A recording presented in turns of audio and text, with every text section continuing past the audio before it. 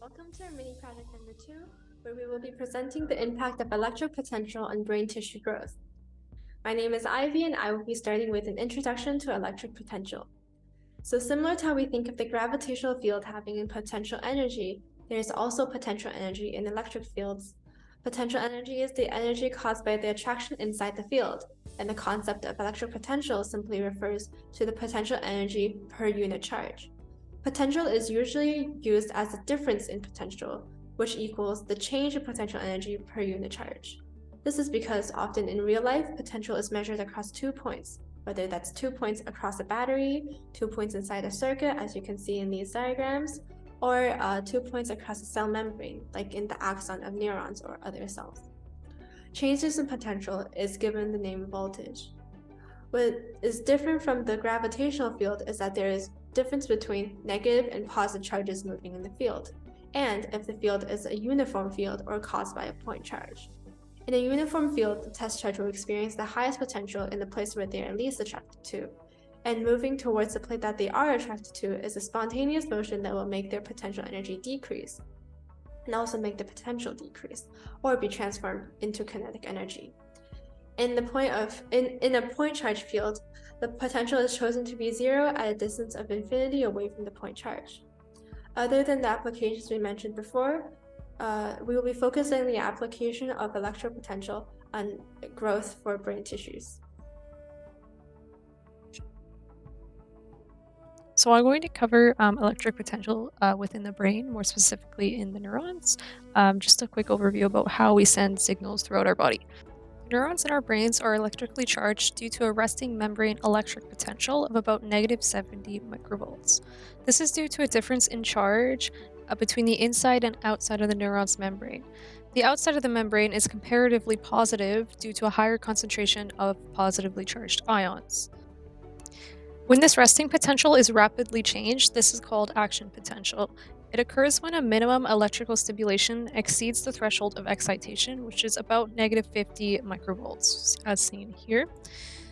Um, and this is when the sodium channels open, which allows sodium to enter the cell, which rapidly depolarizes the neuron and brings its potential to about 0 microvolts after some time. The neuron must then repolarize by actively transporting positive potassium ions out through potassium pumps, which rapidly decreases the potential, as seen here. Hyperpolarization then occurs and creates an intermission period before another signal can be sent through as the potential goes below the usual resting potential.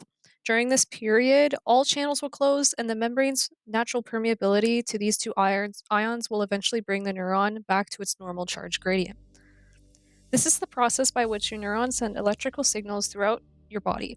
It uses electrical potential in order to communicate between neurons and register whether or not a sensory input will reach a minimum threshold and initiate a reaction.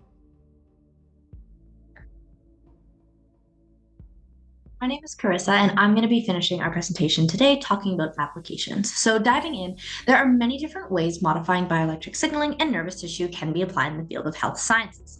A cool experiment done on frog embryos have shown that altering the bioelectric signaling or natural bioelectric imprint in the embryo's brain drastically altered its brain development.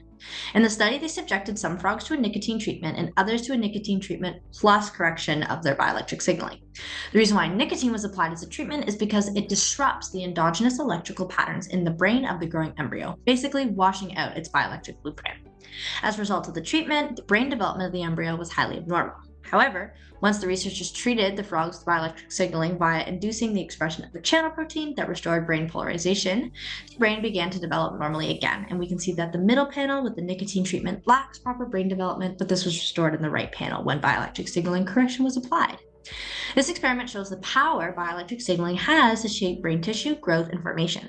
While very few bioelectric signaling therapies, referred to as electroceuticals, have been applied to humans, studies modeling human disease in animals have shed important insight into the ways this technology can be used as a way to treat nervous system disorders. There was an example done with a study that treated mice with ALS via electroceuticals over a period of time in hopes to help regulate their neuronal excitability and alter their rate of motor neuron deterioration. While they didn't really see a direct therapeutic benefit of this treatment, they did learn that the treatment orientation has huge impacts on neuron development and activity. And mice that had anodal stimulation had reduced survival and more ALS-like symptoms. There are many other applications, but these are some we wanted to highlight for today. And here are my sources. Thank you.